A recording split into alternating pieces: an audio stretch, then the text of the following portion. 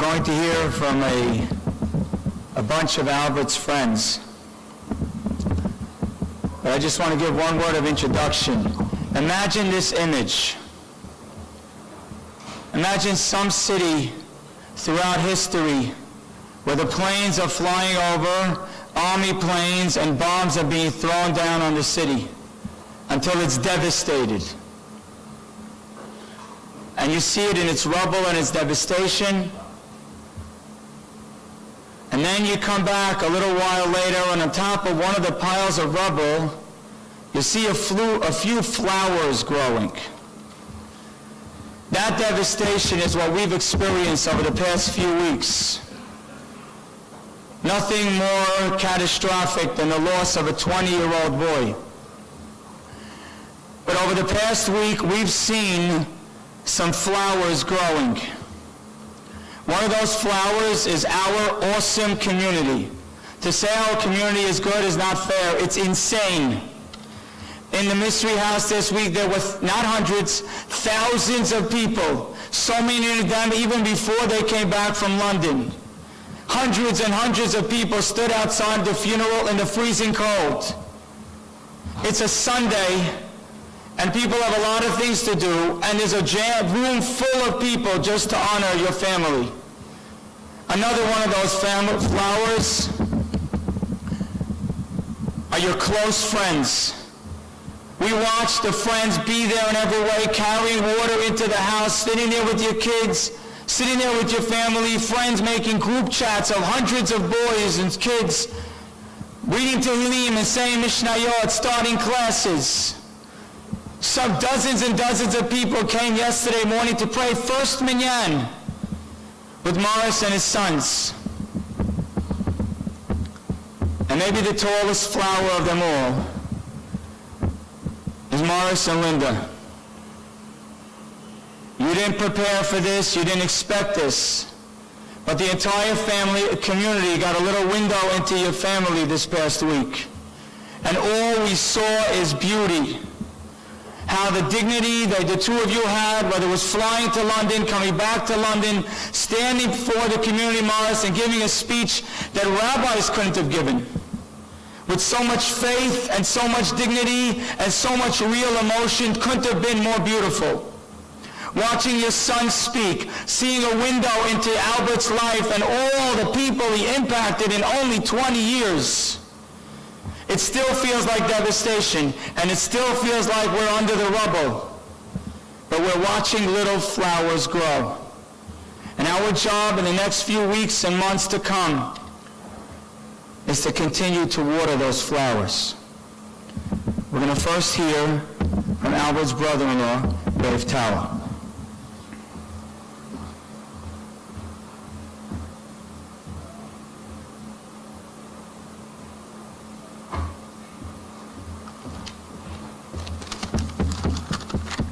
So the rabbi just introduced me, but for those of you who don't know me, my name is Rafe Tower, and I'm married to Albert's sister Yvonne.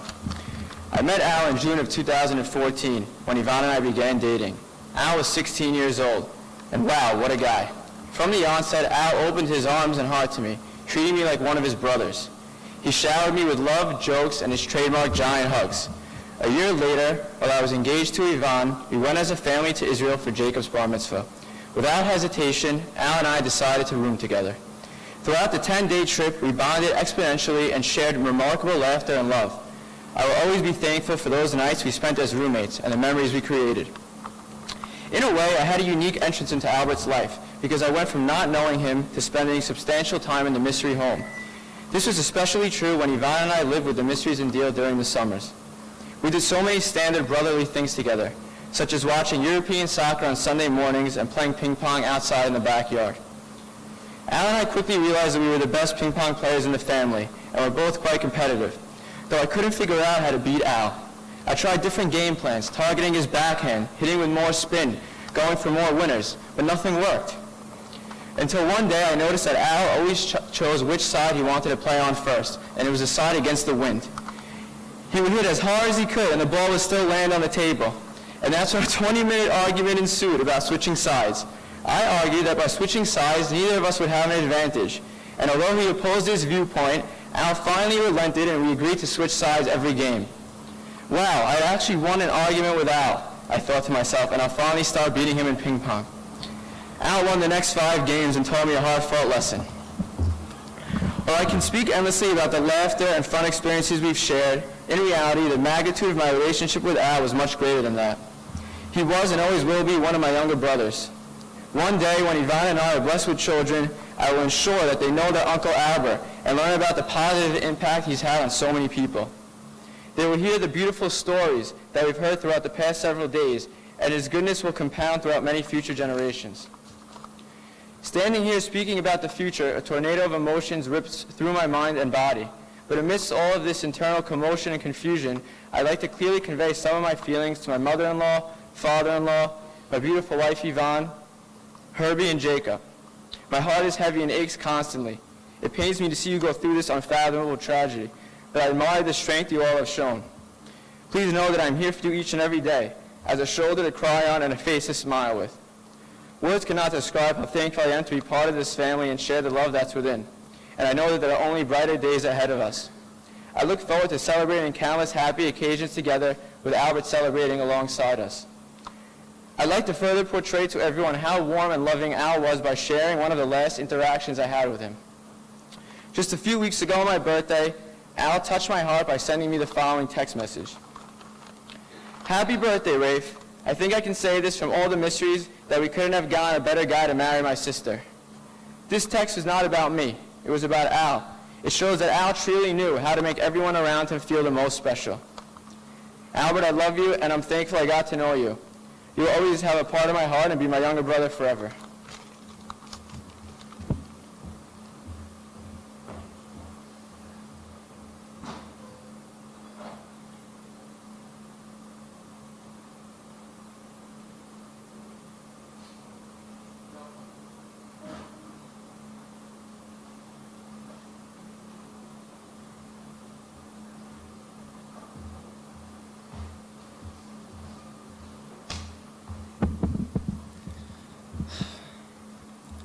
Beloved family, friends, and rabbis, first and foremost, my thoughts and prayers, as well as those of the entire community, go out to Morris, Linda, Jacob, Herbie, Rafe, Grandma Arayat, and the extended family.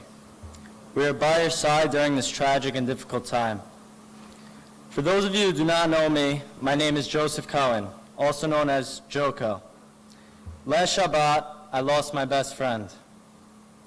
Growing up, I was always friendly with Al, but when we both went to Ramaz for high school, we became brothers. When I got to Ramaz, I felt nervous. I worried about making new friends. Albert made this transition much easier for me. We did everything together. Albert and I would share a locker, go for lunch together, and even play backgammon during our free periods. I'd make sure to pick up his favorite bread from Eli's Bakery, and he used to bring me his grandma's famous kak from Brooklyn. Al and I were a duo in Ramaz. If you knew me, you knew him. And if you knew him, you knew me. Every morning, in the Ramaz Minyan, Al collected tzedakah. And when I say collected, I mean he would stand there with his arms folded until you put money in the basket. Albert's commitment to tzedakah was contagious. And when he was collecting, the administration knew it was going to be a hefty tzedakah day.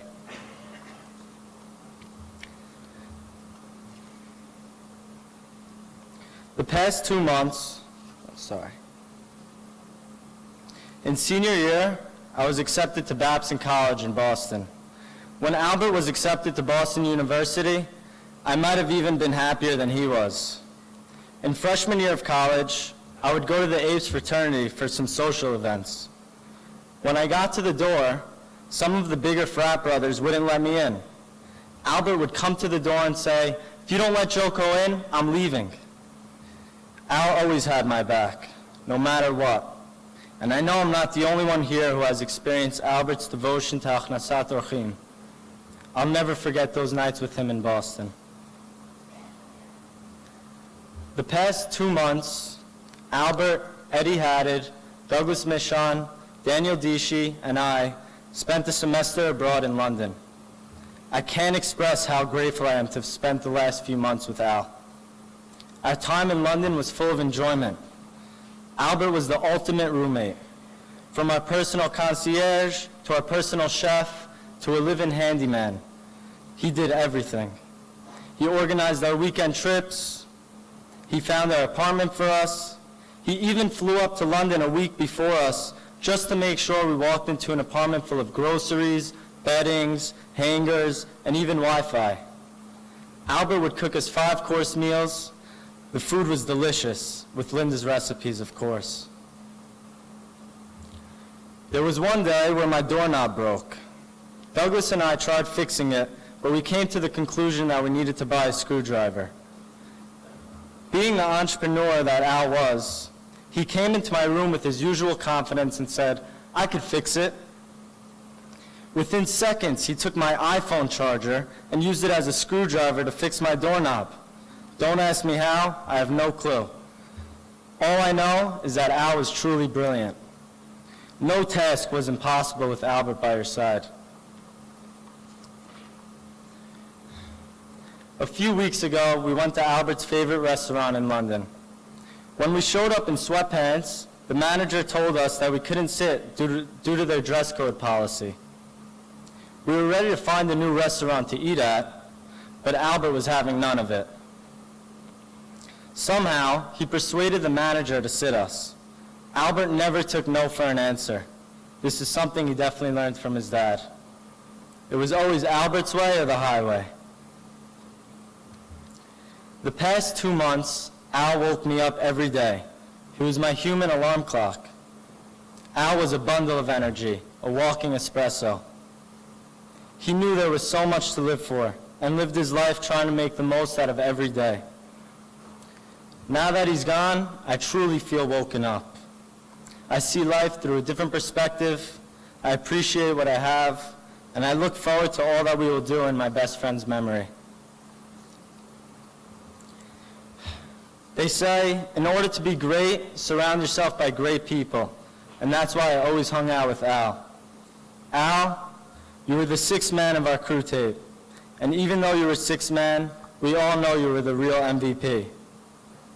Albert was the youngest in the crew, but let's be real, he was a big brother to all of us. At the age of 20, Al already had several successful businesses. We all knew that Al was going to be a billionaire. There was no doubt about it. It's unbelievable how much he accomplished in 20 years. Even if you only met Al once, you remembered him. For those of you who were lucky enough to know Albert, remember what kind of impact he left on you. His presence was never shadowed. He was always the spotlight. He was always hard to forget, and we vow that he will never be forgotten. We should each take a piece of Al and live our lives with him by our side. Just last week, hundreds of people gathered at the Silverman House to hear a Dvar Torah in memory of Albert. Rabbi Missry told us, before you can ask why people die, we need to ask why people are created. Hashem, Morris, Linda, thank you so much for creating Albert Missry. It has been a week since Albert passed, and there has already been such an impact on the community. So much is being done in Albert's memory. There have been Torah classes every night. People are literally asking to have classes live streamed on social media. The Albert Missry Fund has raised over $40,000 in just a few days. A group of us are donating a Sefer Torah in Al's name. We're completing the Seder of Mishnah. We divided the Sefer of Tehillim into 2, and as a group we are completing it twice a day.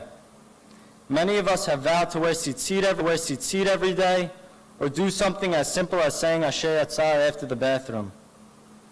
We have already made hundreds of Kol Yaakovs, tzitzits, Tehillim books, all with Albert Missry's name on it. There have also been so many events like bagels for Al, challah baking, all in his memory. That being said, this is only the very beginning. We will accomplish so much more over the years in Albert's memory. And I want to thank all those who have been here to support Albert's family and friends. I know that we are elevating his neshama. Al, I miss you. We will never forget you. I love you, boss.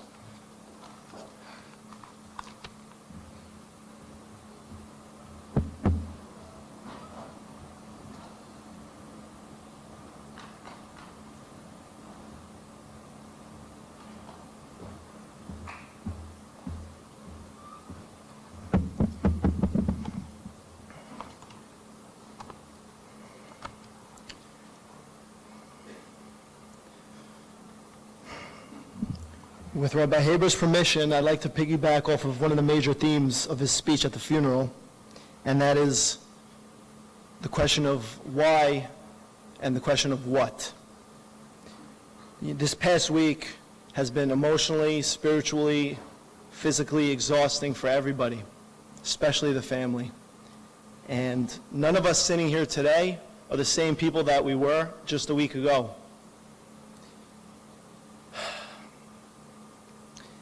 I think that we just, in order to understand what to do moving forward, we don't have to look any further than to this week's parasha, Chayei Sarah, when Abraham loses his dear wife and his best friend. Pasuk Bet says, "Vatamot Sarah bekriyat arba, hi Hebron beretz Canaan. Vayavo Avraham lispod lesara velivkoteha." Abraham comes to cry and eulogize over his wife. The next word, after he's done crying and eulogizing over his wife, is vayakom. He got up. The strength that Abraham shows is just unbelievable. Seems even a little bit cynical. How could you just get up? The Torah spends 2 words eulogizing Abraham's wife, and then he gets up. Rashi says no. Rashi says about Abraham, the full extent of his weeping was kept private. His grief was infinite, but the full measure of his pain was concealed in his heart and the privacy of his home. After seeing my Uncle Morris's speech at the funeral, I can't think of a person who exemplifies the characteristics of Abraham more than him. Uncle Morris, you got up in front of everyone, and you just showed so much strength. I felt like you were talking to me, and I know everybody else felt the same way. You're really a role model amongst role models, you're a leader amongst leaders, and all the credit that you get for the things that you do in public and behind the scenes is not enough.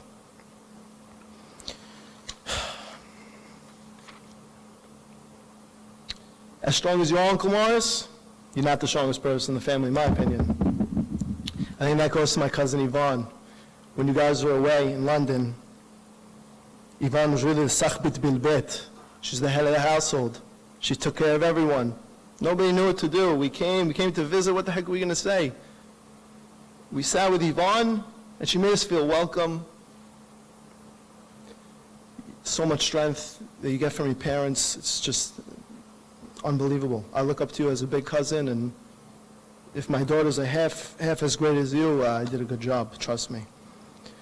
As far as Jacob Moti, you may be this tall, but I look up to you. Your confidence and your social intelligence remind me of your brother, really. Herbie, what can I say? Every time I say that you're my cousin, I get about 30% cooler. You're the best looking, coolest, most awesome guy I know. Really, you have everything going for you. And to the foundation of the family, the glue that holds it all together, the person that keeps my Uncle Morris in check, my Auntie Linda. You're the model of what every mother should be. You're so selfless. You do everything for your children. And you're going to continue to do everything for your children, not only for the children, but for the whole community. As for Albert, he was the little brother that I never had. We hung out every single day after school.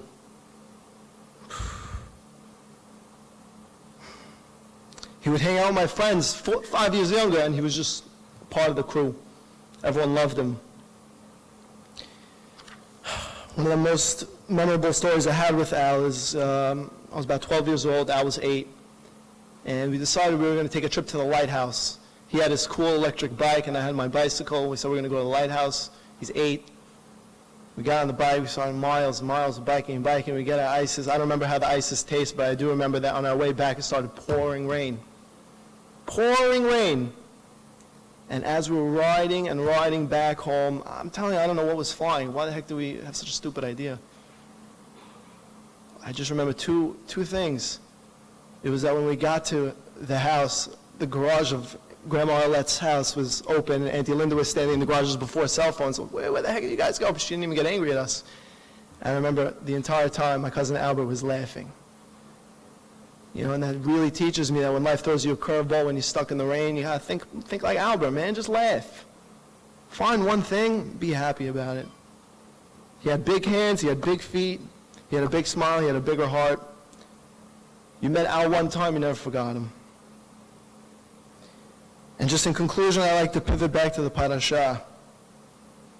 The why and the what.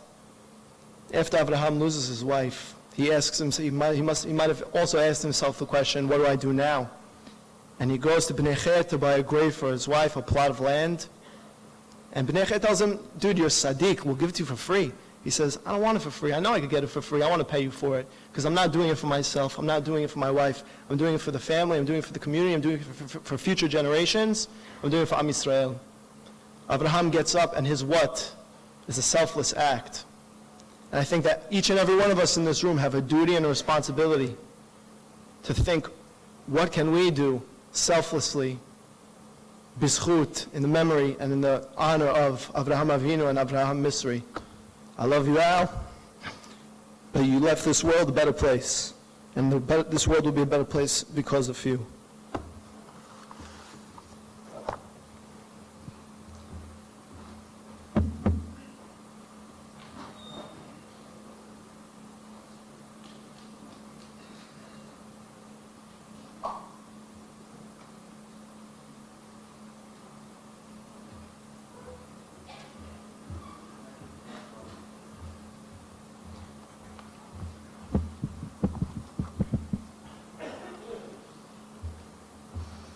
First of all, I would like to thank Mars, Linda, and Hashem for bringing Albert into my life. Last week, the world lost a gem, and I lost a brother.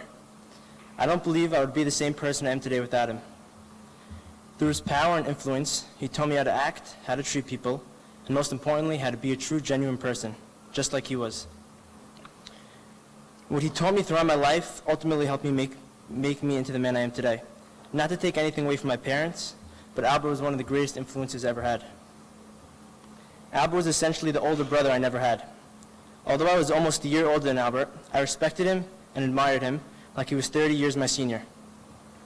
Albert really proved that age is just a number, just by the way people treated him and the way he carried himself. From as far back as I can remember, Albert was just there. In fact, I can't recall a time in my childhood or my teenage years where Albert was not in my life. For those of you that don't know, Al and I had a very unique relationship.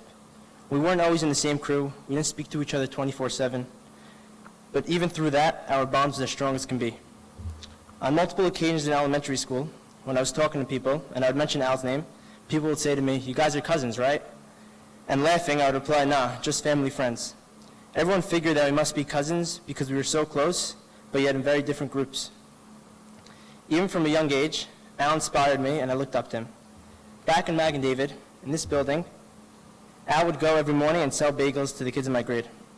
I don't know if it's changed, but breakfast here wasn't the best, so Albert filled that void and profited by selling bagels. So then I was thinking to myself, after a couple months, I'm like, if Al can do this, so can I. So I told my mom to go to Costco and buy me big cases of Gatorade so I can sell to kids in school. So I began to sell. I made a couple bucks, but the margins weren't as strong as Al's bagels. But nonetheless, it got the job done. As we went through high school, our relationship took a turn. And he started to become a brother more than a friend. I don't know how, but by the third week of Ramaz, the whole school knew Albert and respected him. So Albert used his strength to help me. Al took me under his wing and began to introduce me to people. He made me feel special. He was really the man. Outside of high school, we weren't always on the same page, but that didn't stop Al from having my back and looking out for me. He would always make sure I was hanging out with the right kids and wasn't doing anything bad. In fact, at times he would threaten me if he were to find out I was doing anything he didn't approve of. He really looked out for me and cared for me. As high school went on, we became closer and closer. He would always include me for everything, whether it be for going out to dinner one night or saving me a spot in his car home on the way back from the city. He didn't owe me anything, yet he acted as if he owed me everything. From the first time we were allowed to leave high school, I would go to the coffee shop. He would buy his lemon Snapple and croissant, and would always buy a coffee or hot chocolate for the doorman. Many times they wouldn't ask for anything, and in fact, he would ask them, and they would say they're good, but he would still come back with his hands full, never asking for anything in return. As Daniel Dishi mentioned last week, in senior year, Albert and Daniel Dishi planned a big grade-wide trip. So it wasn't the cheapest trip, so Albert, being Albert, he didn't want anyone to feel left out or embarrassed, so he helped people that weren't able to afford the trip. That was the person Al was. His generosity and hakarat hatov were unimaginable. Aside from all that, Albert was my biggest advocate. For those of you that don't know, my father is extremely strict with everything. Although it was difficult at times, I appreciate it till this day. I used to be scared to speak to my father sometimes. If I were to ask him something and he said no, no was the answer. There was no going back. So as my good friend, Albert would oftentimes walk into my house and get into arguments with my father.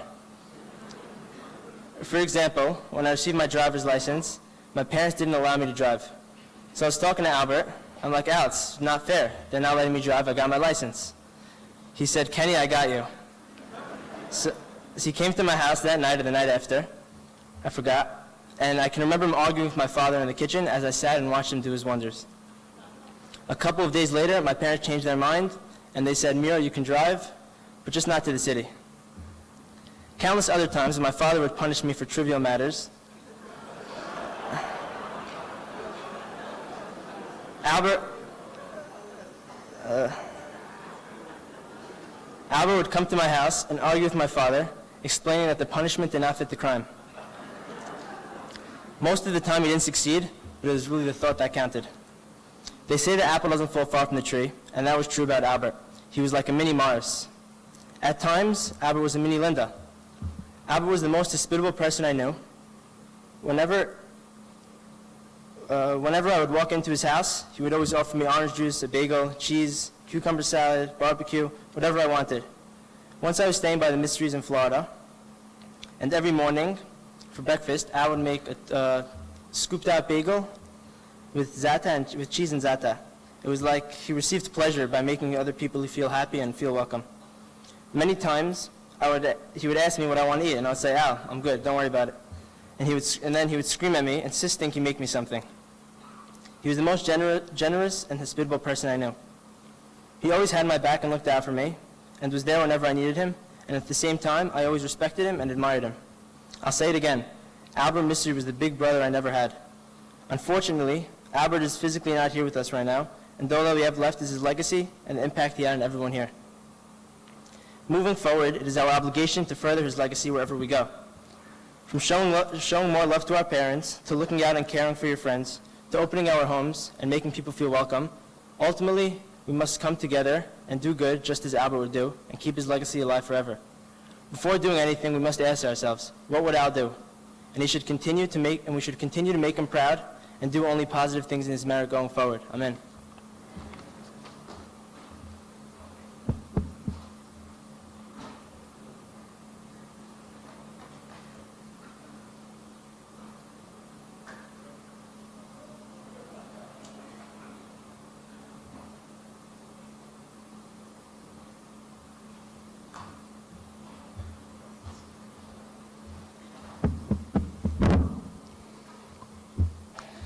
For those who don't know me, my name is Douglas Sitt. Just warning you, the last time I spoke publicly was my bar mitzvah. I was very fortunate to spend my childhood and teenage years with Albert. He was the biggest legend I ever met in my life, and one of my closest friends. When we were in middle school, Albert, Eddie, Joko, Moosh, Sam, Morris, and I all became best friends. We decided to call our group of friends Crew Tape. From that day on, we did everything together, and Albert was the centerpiece of our crew. This past week has changed me forever. Last Friday night, I went to sleep a carefree boy. only to wake up to shattering news that changed my world and left me with a broken heart. On Wednesday, I watched them bury my friend, my best friend, my friend that played Little League with me, my friend that had sleepovers by me, my friend that went to camp with me, my friend that traveled with me, my friend that would have marched in my wedding, my friend whose kids would have played with mine one day, my friend that would have given me business advice, my friend that would have grown old with me, my friend I knew I could always trust. But as I was at the cemetery, I realized, yes, I'm burying my friend, but the kind of soul Albert had could never be buried. The tremendous impact he had on people can never be buried. That will never go away. Albert changed people's lives, especially mine. I want to share a story with you. I decided to take a semester off of college this year to follow my real estate dream. Albert loved what I was doing.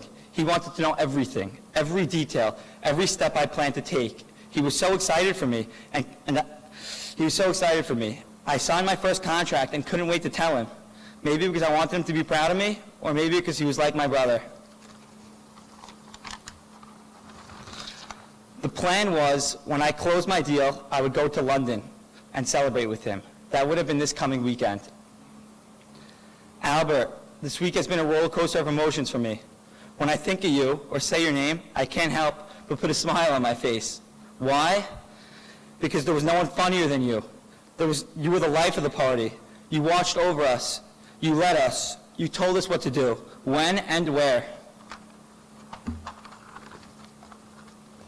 As I heard all the stories and saw all the tremendous impact you had on almost everyone you encountered, I realized you were gifted. You knew how to give every person what they needed, when they needed it. If they needed advice, you gave it to them. If they needed a smile, you made sure they did. And if they needed confidence, you gave it to them. If they needed their ass kicked, you did it. And if they needed a good time, you showed them how in the greatest of styles. Miss, that's what I used to call him. Miss, my life will never be the same without you. Crew tape will always have a void. My heart will always hurt. I would give anything to have one more night with you and hear your laugh and see your smile. Writing this, I can't help but think of your nickname, Lord Miss. And I find no irony in that definition of Lord as someone of a higher power or someone of influence.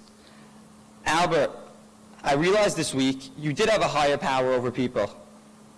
And you influence people in ways you will never know. People will change because of you, and people will change for you. Yes, on Wednesday, I buried my friend, but his soul will always be in my heart. And Jacob, you're my little bro now, and I'll always be there for you, the way I know Al would have. Albert, I was so fortunate to spend this past Labor Day weekend visiting you in London. The memories we shared will last a lifetime. I am eternally grateful for the friendship we had. Hashem blessed us with something very special, and I will cherish it for the rest of my life. Al, I love you, boss, and you'll be in my heart forever.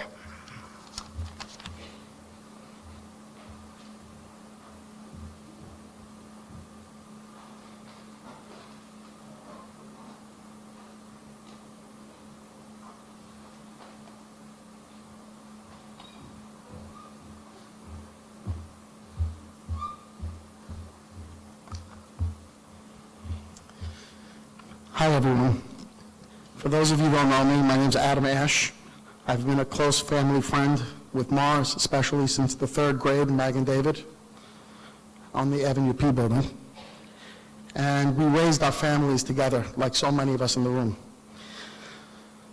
This may be a little bit more difficult for me because before I write a speech or do anything, my go-to person is Morris, and I usually bounce everything off him first. But today I'm going to be speaking on behalf of my entire family and some of the memories prior to the high school and college years, literally from birth, Albert growing up as an extended, almost like a child to me. It was amazing to hear all the beautiful stories the other day about Albert during his high school and college years, as I said. But to hear how he excelled so much and accomplished everything afterward, as we all knew he would do, was no surprise to most of us.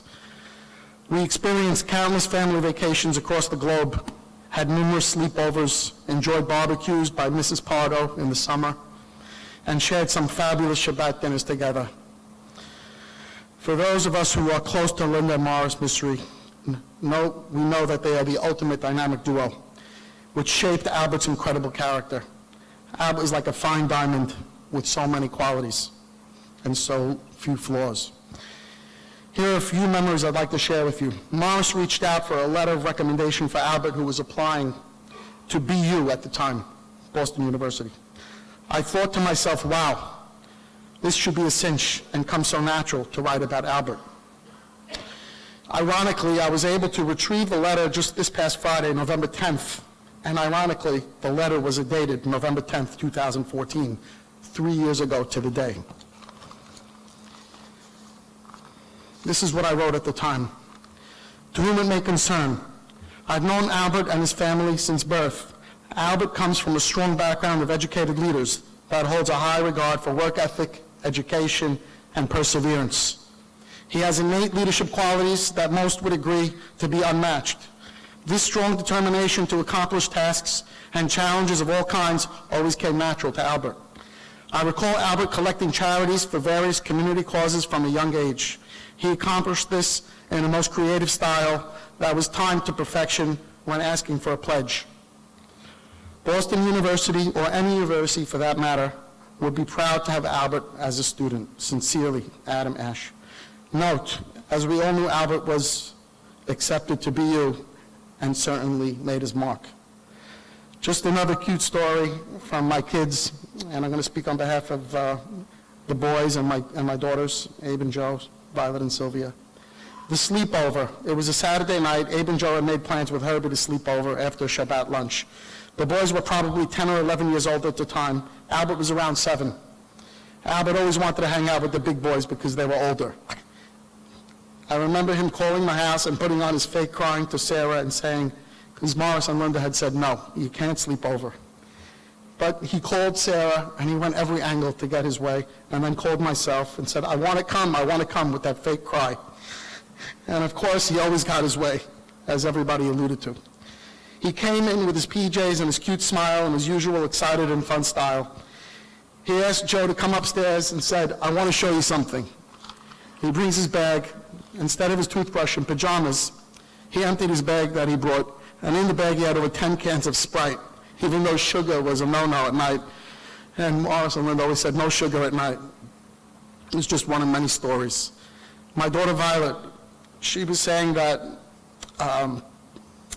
she couldn't help but remember all of us growing up. Sylvia and Yvonne only a year apart, Herbie only a year younger than Abe and Joe and Violet, and there was Albert, 4 years younger than us, but still part of our kids' crew. The most fun and outgoing one of us all, the one that made us laugh the most, and naturally the one that felt like our age, never younger. As a 7-year-old, Violet feared many things, riding a bike, swimming, you name it, the things most children fear. When Alberto and Susie built the house in Deal, as a group of close family friends, we all got excited for their new pool. Lily, a pro swimmer, used to dive in as Violet held onto the wall for dear life. She pushed her to try and swim, like Alberto pushes all of us all the time, and even attempted to teach her many times. Finally, swimming before us was Albert Missry, 3 years old. Yes, 3 years old, swimming in the deep end. I officially had the motivation to get there, talking about Violet, and learn to the best of my ability. If 3-year-old Albert can do it, I can't possibly be scared. I'm sure I could do it too. One more memory. Until today, we laugh about the pool scene by Susie and Alberto's summer home. One day, Albert decided to pour a bottle of shampoo into the pool and jacuzzi, and the entire pool became a bubble bath. We were all very lucky to have had Al in our lives, and as much as he will be missed by us all, he will remain with us all every day as long as we can remember. We love you, and we miss you, and we will never forget you, Al. In closing, in Albert's memory, I'd like to reach out to all and add one last thing in Albert's memory. Just, we can all take one small act of kindness, whether it be smiling at someone who needs a smile, or just saying hello to someone who needs that certain hello. Any act of chesed to elevate Albert's neshama, it would be great. Being that we are a large crowd in a large room today, if we could take one small step, it would be the equivalent of one giant step. Albert, we will never forget you. We love you.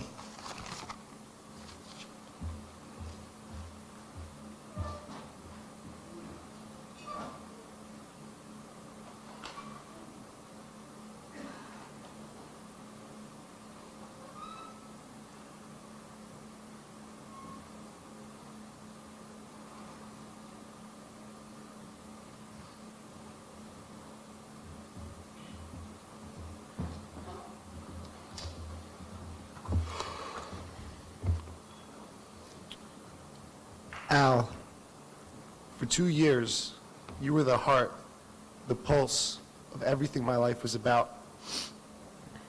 For 2 years, I took you for granted. In Boston, when I got home every day, the first year, I just expected to see you on my couch, chilling, eating pizza, and watching your favorite channel, whether it be soccer or the Food Channel. You lived in the dorms across the street from my apartment, and for some reason, probably because I lived behind the pizza shop you loved, you were like my 5th roommate. I would sit down on the couch next to you with a smile, knowing I was with my friend, even though I knew that as long as you were sitting next to me, I had no control over what we watched. When I woke up every morning, I would be surprised not to see you sleeping next to Jared on my couch without a care in the world. I took you for granted, Al, not because I didn't love you with all my heart, but because you were such a big part of my life. I didn't think I would have to understand what you were to me. It was just you, me, Jack, Lou, and Goods. We were kids enjoying life during the 2 greatest years of our lives. Al and I had a very peculiar relationship. It was like he always knew what I was thinking and feeling. He knew when I needed a laugh, a hug, and he knew when I just needed to sit with my friend in silence. He just had this deep empathy for others that allowed him to put himself in my shoes whenever he wanted. I never let him know this, but I admired Albert. So strong-willed, energetic, outgoing, and loving. Al respected me. He knew I was a little reserved and tended to be introverted. He forced me to leave my comfort zone whenever I was with him. He would tell me, Kevin, you're beautiful, brother. Anything and anyone you want could be yours. All you have to do is talk. The first year we had together in BU, Jack, Lou, Goodman, and I lived in that small apartment I mentioned earlier. And for whatever reason, Al made that apartment the base of all of our friends in Boston's lives. He would come over every night. He'd bring all the boys. He just wanted us all to be together. That's what Al was about. No matter what the circumstance, he made it his mission to bring people who cared about each other together. I would get home at night, and Al would be moving my furniture into the hallway of our building. I'd say, Al, what's going on? We need some space to work out or something? He'd say, Kev, honey, don't worry. We're having a few people over. Little did I know, Al knew everybody in BU and told a few of them to come over. I love you, Al, but you got me kicked out of my first apartment. That was Al. He understood happiness is worth the risk. He lived in the moment at all times because that was the only way he knew how to live. Towards the end of my sophomore year, we all had nowhere to live again. We felt lost because we were going to have to split up. I'll never forget the day Al called me. He said, Kev, I found a beautiful house in Alston. It fits 7 kids. Me, you, Jack, Lou, Goods, we can live together. All you have to do is say yes. It wasn't that simple, of course. I had to get the yes from my parents as well. So Al coordinated with our broker to make it seem like we were living in a beautiful home in a family neighborhood, which was not the case.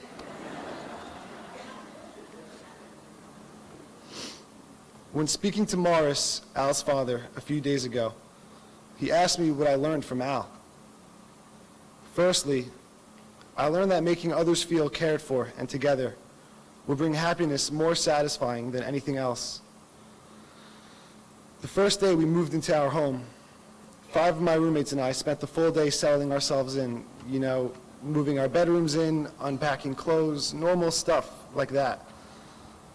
Al spent the first half of the day finding the perfect barbecue, and the second half of the day installing it. The guy didn't have a bed to sleep on, but he was happy because he knew that barbecue would bring us together, and it did.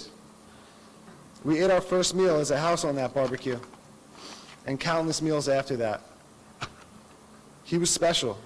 It was indescribable living with him. It was like living with a best friend, an older brother, a younger brother, and a father, all at the same time. Al taught me that seemingly routine, boring moments are anything but that. In fact, Al taught me that every moment is a chance to excite and connect. Every single day when Al walked through our front door, he made sure everyone in our house, everyone on our block, knew he had arrived. It wasn't just the simple, "What up, boys," or whatever. He would come in and jump on me, or goods, or anyone else who was there. He would yell on the top of his lungs, like a shofar on Rosh Hashanah, "Wake up." He didn't have to say it, because his actions spoke louder than his hollering. His actions explained, today is a blessing. Every single second of this day is important. Don't just go through the motions of the day, waiting to come home and sit on your couch. His actions said, join me in controlling our path to happiness, love, fun, and success. Al taught me to care for others and expect nothing in return. We'd be sitting in the den on random days after class, just us two, and Al would look at me and say, "Kev, I love you." I'd look at him like he was a little crazy. We were kids, guys. We didn't really share our feelings with each other like that. But Al was never scared to tell you what was on his mind or in his heart. I'd say, "I love you too, Al," and I really, really did. Though at the time, I may have not taken those little encounters seriously. Looking back, I now know he genuinely wanted all those he cared for to feel loved, even if they didn't reciprocate that love all the time. It makes me think, just telling those you care for you love them, even if you're just sitting together on a random Wednesday, will stick with them for their whole lives. So again, Al, I'm sorry. I took you for granted. I loved you more than you will ever know, but I didn't let you know that enough. I know our relationship will live on forever, though, because whenever I find myself going through the motions of my life as a passive participant, I'll think of you, and I'll wake up. I'll think of you when I have a chance to do something for my friends or family that I know may inconvenience me now, but will ultimately bring us all a sense of happiness and togetherness. And I'll think of you whenever I find myself taking those I love for granted. I'll say to myself, why shouldn't those I love know that I love them? That's what Al would do. They deserve to know. In fact, I think if I live my life by the phrase, what would Al do? I may grow to be half the man he became in his 20 years of existence.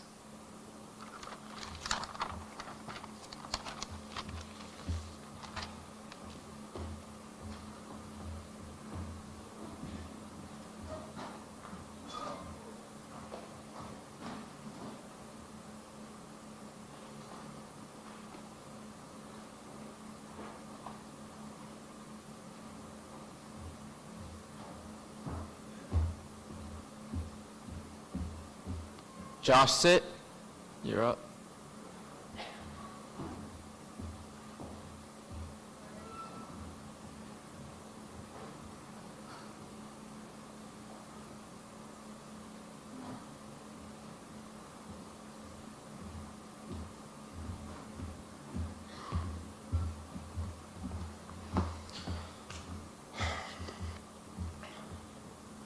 I'm delivering a speech today on behalf of myself, Josh Wasit, along with Albert Haddon and Stephen Azrak.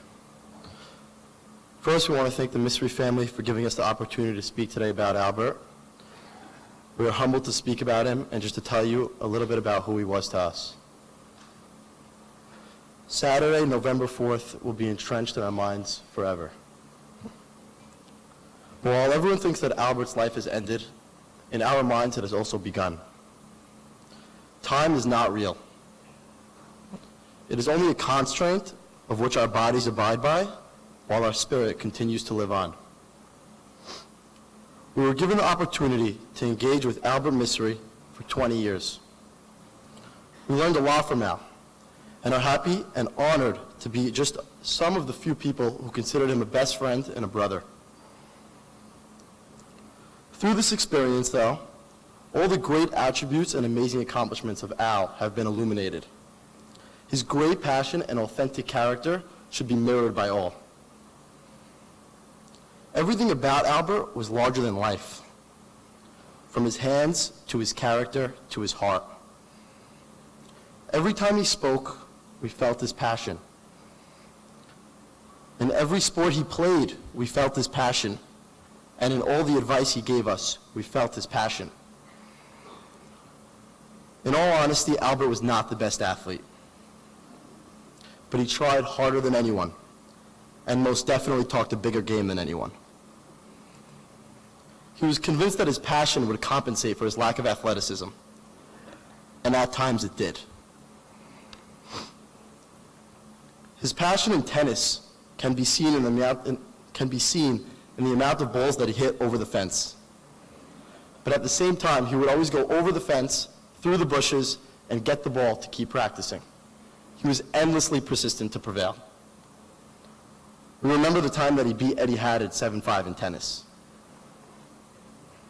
But win, lose, or draw, Albert was always there for his friends. With Albert's aggressive personality, you wouldn't really believe him to be so inviting. But when you went to his house, he was always overly hospitable. It didn't matter who you were or your relationship to Al, he was sure to provide you with a fresh plate of meat and drink in your hand. He wouldn't sit down until you had a smile like his own. It's important to note that while Albert was younger than us, it never felt to be the case. No one could ever hold a sense of dominance over Al. This is because Albert never limited himself to age barriers. He got along with anyone and everyone. On his trip to Los Angeles for the Mad Happy pop-up, he spent quality time with my father, Joe Sitt. Throughout a dinner, Al developed a special bond with my father. They discussed business deals, latest ticket prices, and even the revolutionizing toothpaste industry. Albert had a special ability to connect with anyone he met through his outgoing personality and his broad array of knowledge. When Albert Haddad's parents, David and Nellie, traveled to London a couple of weeks back, they ran into Albert Missry. When they returned, David and Nellie could not stop raving about the respect Albert Missry had and the infectious smile that captured his mood. They immediately told Albert to continue to stay close to Albert Missry. This was Al. He made an impression on everyone. When Albert Haddad went to Ramaz High School, he received the name Al Ramaz. But this did not last long. A year later, Albert Missry attended Ramaz, and if anyone knows Al, he felt the need to make his presence known. Not only by being the loudest guy in the room, but by being the most impactful guy in the room. He went on to become a leader of the yeshiva, scored multiple girlfriends, and touched the hearts of so many. Eventually, he took on the name Al Ramaz. But this did not upset Albert Haddad. He was happy to be associated with Albert Missry. Stephen Azraq then relayed to me how Albert would always come busting into the Azraq residence. As always, instead of hanging with Stephen, he proceeded directly to talk with Victor and Cheryl Azraq. He would ask them advice and counsel on whatever ventures he was taking on. He had an open mind to listen to anyone. At the same time, what made Albert amazing was his power of persuasion. Later that day, Victor Azraq experienced this power when Albert approached him about the opportunity to invest in Texas Rangers baseball team. By the end of their meeting, Victor was ready to give him the keys to the house. Victor encouraged Stephen to partner with him on any ventures that Albert took on. In front of a crowd, Albert was a showman. Like guys do, he made fun of what you were wearing, what you were doing, and the girl you were dating. But Stephen Azraq was telling me that when him and his girlfriend had broken up, Albert advised Stephen that she was a beautiful girl and that he should beg to get her back. Deep down, he had a really, really soft heart. And all this while, I've always wondered why everyone loves Albert so much. And some people might think it's because of the entertainment that he provided for everyone, or the front that he put on when he was with the crowd. But in reality, it was about those one-on-one times that he spent with people, and the honest and good feedback that he gave to everyone. That's what made everyone love him, and that's when he really connected with everyone. Albert, we are all saddened to think you are not with us today, nor will be again. But we are appreciative and blessed to have known you for the strong 20 years. Even throughout this first week, we haven't stopped telling story after story about you every single day. No, we haven't stopped. The stories are endless. And I see clearly that your memory will live on through us and the thousands and thousands of people that you've touched. The Missry family, guys, I think that my family has a very special bond with you guys. Going back to Morris's father, Herbie, and my grandfather, Jack, and the special bond that they had, my father, Joe, still has the countless letters that they would exchange back and forth before technology. And for some weird reason, I feel that I could call any one of you guys and you would be there for me in a moment's notice. And I really appreciate that. I remember the Friday before Albert had passed, I was on the phone with Morris just before Shabbat, and the Friday before Shabbat, when everyone's so busy, he takes my call and sits on the phone with me for a half hour, guiding me, helping me, and taking care of me like one of his own. Herbie, I want to thank you for the strength that you gave me on Sunday. I was very weak, and we came to your house, and we spent hours and hours telling stories about Al, and seeing your strength gave me a lot of strength, so I wanted to thank you for that.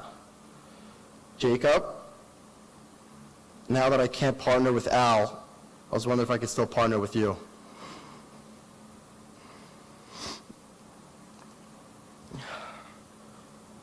Guys, I love you, and I want you to know that we will never, ever forget Albert Missry. We love you, boss.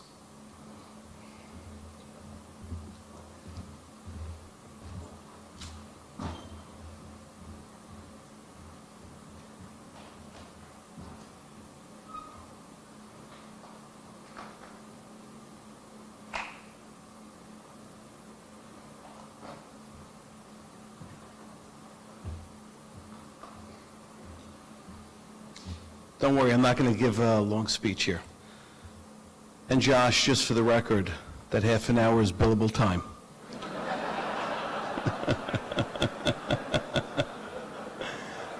So thank you for calling me. I wasn't doing anything anyway. Okay. I just wanted to take this opportunity to thank everyone for being so empathetic, so supportive and compassionate to our family over the past week. It's been an extremely trying time for us, as you know. But the feeling that we've gotten from each and every one of you and hundreds of more people has been remarkable. Never seen anything like it in my life. I hope I never see it again, God forbid. But I'm more impressed with our community and our friends throughout the world than I was before this tragedy. So I really thank you on behalf of myself, Linda, Yvonne, Herbie, and Jacob, and Rafe. We love you all. We hope to see you in better occasions. And thank you for coming today. God bless.